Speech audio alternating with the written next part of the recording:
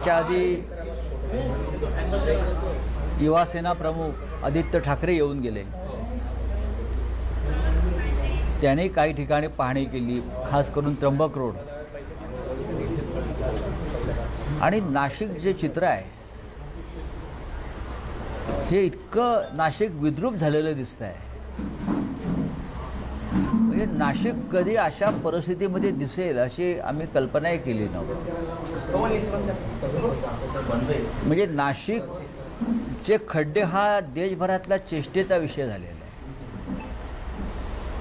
10 वर्षापूर्वी या नाशिकचा लौकिक खड्डेमुक्त शहर असा होता की नाशिक हे एक उत्तम शहर आहे, खड्डेमुक्त शहर आहे. इथे महापालिका, इकडलं प्रशासन उत्तम प्रकारे काम करतं. पण आजचं चित्र जे आहे ते अत्यंत भयंकर आहे. आम्ही काल एका मखमलाबाद रोडवर गेलो होतो. म्हणजे वाईट वाटलं की ज्या पद्धतीने तिकडली लोक रस्त्यावरती भाज्या फळं विकणारी महिला डोळ्यात पाणी आणून सांगत होते की आमची काय अवस्था आहे, आम्ही कसं जगायचं, इथे आता काय करणार. म्हणजे नाशिक शहरातल्या प्रशासनानं लोकांना रस्त्यावर स्विमिंग पूल निर्माण करून दिलेले आहेत. हां, स्विमिंग पूलच आहेत, एवढे मोठे मोठे खड्डे आहेत स्विमिंग पूल. आता आम्ही 2-4 खड्डे मी पाहिलेले आहेत, त्याच्यामध्ये भाजपचे 80 नगरसेवक टाकता येतील, एवढे मोठे खड्डे आहेत.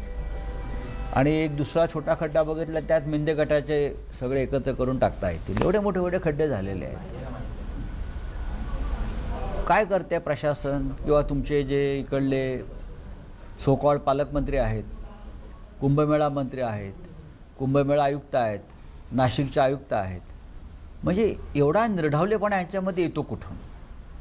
10 लोक मरण पावलेत. तुम्ही सांगताय 7, 8, 6 नाही, आकडा जास्त आहे. माझ्याकडे जी नाव आहे ती 10 लोकांची आहेत. रस्त्यावर 10 लोक खड्ड्यात पडून मरतात तुमच्या हलगर्जीपणामुळं. आणि महापालिकेच्या आयुक्त असतील, मला शेखर सिंग नावाचे जे आयुक्त आहेत त्यांनी माफी मागितली. बरं, काही संवेद नाही की त्यांनी माफी मागितल्या खड्ड्यांमुळे वगैरे. पण आयुक्तांनी मागितली का महानगरपालिकेच्या? हा निर्ढावलेपणा येतो कुठून? महापौरांनी मागितली का? मग लोकांनी सत्तेवर बसवलं आहे. इतर जे प्रमुख पदाधिकारी आहेत, गिरीश महाजन आहेत, ज्यांना आम्ही चंपतराय म्हणतो इकडले, त्यांनी मागितली का माफी? 10 लोकांचा मृत्यू ही साधी गोष्ट आहे का? ऑपरेशन सिंदूर जेव्हा झालं त्याच्यामध्ये आपले 6 सैनिक शहीद झाले. किती? 6. हे नंतर त्याने सांगितलं की 6. आणि नाशिकमध्ये 10 लोक मरण पावले. विचार करा किती मोठं युद्ध या खड्ड्यांचं इथे चालू आहे. 10 लोक नाशिकमध्ये. आणि ऑपरेशन सिंदूरमध्ये भारताचे 6 जवान शहीद झाले. काय त्यांना नुकसान भरपाई दिली? तर 5 लाख रुपये. आमच्या जीवाची किंमत ही 5 लाख रुपये आहे का? 1 कोटी रुपये दिले पाहिजे. आणि जखमींना 50 लाख. जे जखमी आहेत 100च्या वर, इस्पितळात उपचार घेत आहेत, त्यांचे बिलाचे आकडे काल आम्ही पाहिले. आतापर्यंत काही लोक कोमात आहेत, काही लोक कायमस्वरूपी अपंग झालेले आहेत. म्हणजे आतापर्यंत त्यांची बिलं प्रत्येकी 10 लाखाच्या 15 लाखाच्या वर आहेत. गरीब लोक आहेत, कुठून आणणार पैसे? महापालिकेला नको करायला याची व्यवस्था? आता महापालिका असं म्हणत आहे की आम्हाला ती मर्यादा आहे, त्याच्या पलीकडे आम्ही देऊ शकत नाही. ठेकेदारांच्या घरी जा, त्यांच्या कपाटात जे पैसे तुमच्या कमिशनचे पडलेले आहेत ते घ्या आणि द्या. मुळात इकडले ठेकेदार कोण आहेत? संपूर्ण या महापालिकेवर सदोष मनुष्यवधाचा गुन्हा दाखल केला पाहिजे. आयुक्तांवर कोणाला काही अडचण असेल तर प्रायव्हेट गुन्हे दाखल केले पाहिजे कोर्टात जाऊन. आम्ही ते करणार आहोत. हां, प्रायव्हेट गुन्हे दाखल केले पाहिजेत. ह्यांच्यावरती मर्डरचे गुन्हे दाखल केले पाहिजेत. 10 खून केले या लोकांनी. ह्याच्यावरती आम्ही काय करावं? गप्प बसावं विरोधी पक्ष म्हणून? लोकांनी ज्यांना मतदान दिलं असं म्हणतात, आम्हाला वाटत नाही की त्यांना मतदान झालं आहे, हे चोरलेलं मतदान आहे. आम्ही विरोधी पक्षामध्ये आहोत. आमचे 15 नगरसेवक सातत्यानं त्याच्यावरती महापालिकेत आवाज उठवत आहेत. रस्त्यावरती आंदोलनं चालू आहेत. आम्ही बघतोय, फिरतोय. आम्ही रस्त्यावर काम करणारे कार्यकर्ते आहोत. आणि आम्ही आता काल आदित्यजी चाकणला गेले, पुण्यात गेले, आम्ही फिरतो आहोत, बघतो आहोत, लोकांसमोर मांडणं हे आमचं काम आहे. आजचा मोर्चा हा त्या दृष्टीनं नाशिककरांच्या सुरक्षेसाठी आहे. काल 1-2 मुली भेटल्या, आम्हाला मुलांना शाळेत पाठवायला भीती वाटते साहेब म्हटलं. काय होईल, बस कुठल्या खड्ड्यात जाईल आणि मुलांना अपघात होईल सांगता येत नाही. ही परिस्थिती आहे नाशिकची. ह्याच्यावरती कोणी संवेदनशील मनानं बोललं आहे का? हे जे नाशिकचे आयुक्त आहेत ना, त्यांची ताबडतोब इथून बदली केली पाहिजे. कुणी आणलं तर नाही ते काय त्यांच्यावर चेहऱ्यावर तुम्हाला थोडी तरी संवेदना दिसते का? इतके खून होऊन जबाबदारी त्यांची आहे ना. कधी फिरल्या रस्त्यावर, त्या सगळ्यांना घ्या आणि नाशिकच्या रस्त्यावर फिरवा. मग त्यांना बाहेर काय परिस्थिती आहे, लोक कसे जगत आहेत तुमच्या शहरातले, हे त्यांना कळेल. आजचा मोर्चा अभूतपूर्व आहे. नाशिककरांना आम्ही आवाहन केलेलं आहे. सगळे रिक्षावाले, वाहतूकवाले हे त्या मोर्चात सहभागी होतील. हे आंदोलन थांबणार नाही. हे आंदोलन संपल्यावरती ज्या ज्या भागात खड्डे आहेत, जिथे जिथे भाजपचे नगरसेवक आणि आमदार आहेत, त्यांच्या घरासमोर आंदोलन करणार आहेत. त्यांच्या घरासमोर. हा जो आज नाशिकमध्ये मोर्चा निघतोय, पण महाराष्ट्रातल्या बहुतांश खेड्यापाड्यांमधल्या रस्त्यांची दुरावस्था आहे ना. आणि सगळ्यांसाठीचा चिंतनाचा विषय हे आहे की शाळकरी मुलं या रस्त्यांचं लाईव्ह रिपोर्टिंग करता आहेत. ते पाहून शासनाला जाग येते. नाही, शासनाला जाग म्हणजे असं आहे की इकडे जे मंत्री आहेत त्यांना कुंभमेळा मंत्री म्हणतात. खरं म्हणजे त्यांना कुंभकर्ण मंत्री म्हटलं पाहिजे. सरकारच कुंभकर्णाच्या भूमिकेत आहे. देवेंद्र फडणवीस आणि नरेंद्र मोदी 2046च्या विकासाच्या गोष्टी करतायत. इकडले रस्ते या देशातले स्पेस टेक्नॉलॉजीनं आम्ही बनवले वगैरे असं ते भाषण करतात प्रधानमंत्री. खड्डे बघितल्यावरती मला असं वाटतं आहे की नाशिक हे चंद्रावरचं शहर आहे. कारण चंद्रावर खड्डे आहेत असं शोध लागला आहे. चंद्रावरती खड्डे आहेत म्हणून त्यांनी काय हे चंद्रावरचं शहर बनवलं आहे का?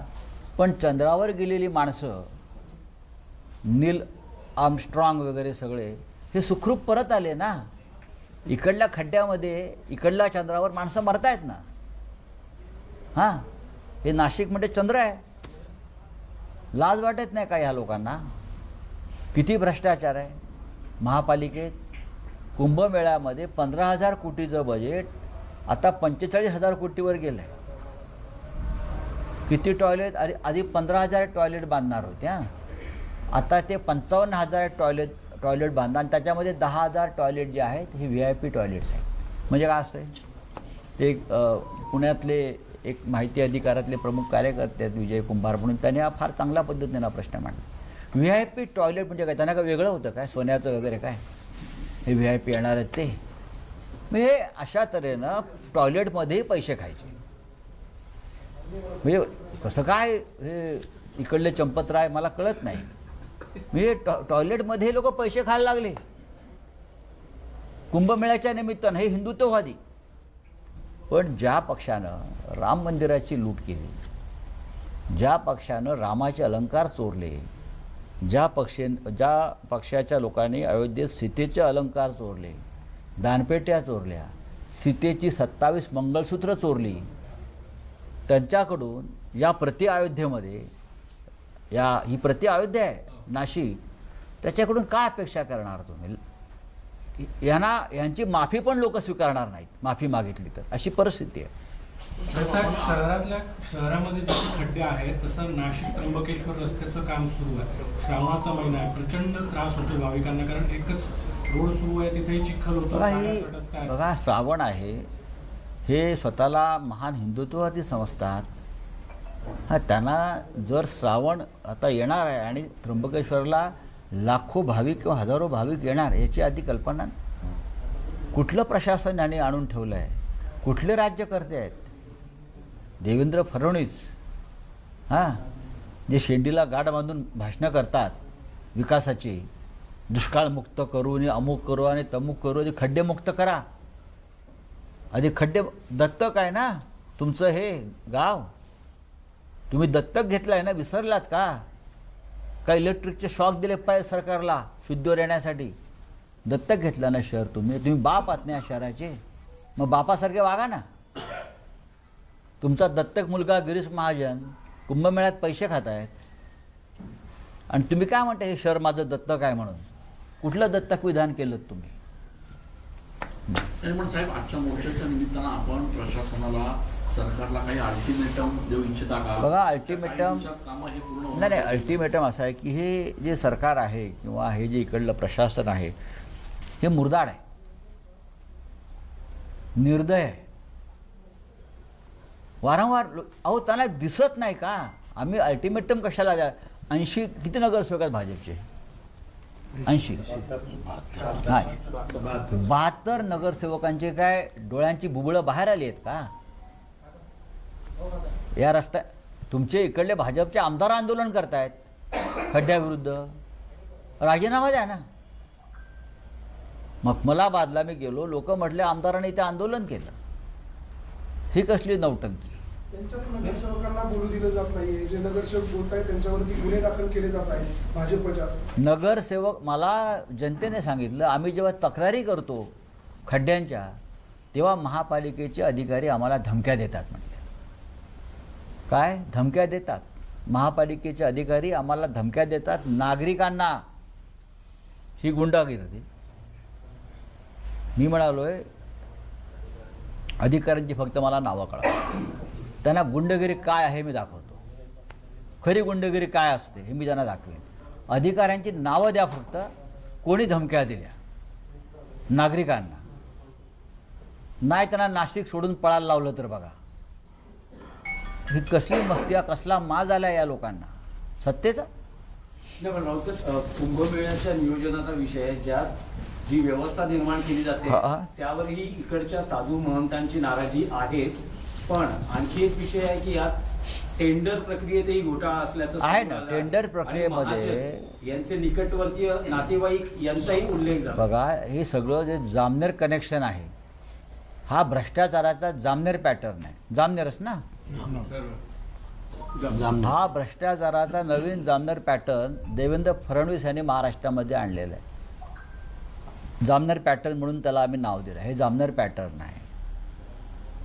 Bogus tendering, bogus work order, bogus work order.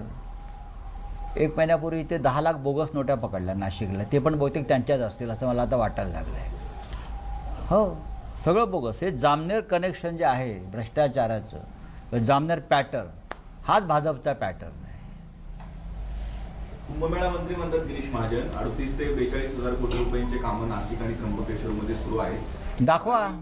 आणि आता एक आठवण फक्त रस्त्याचं सिमेंटीकरण करणं हेच कुंभमेळ्याचं काम आहे का प्रत्येक वर्षी, प्रत्येक 12 वर्षांनी? याच्यापेक्षा काही वेगळी कामं असू शकतात की नाहीत? त्यांना कामं कशी करतात अशा प्रकारच्या उत्सवात धार्मिक हे पाहिजे असेल तर आम्ही त्यांचं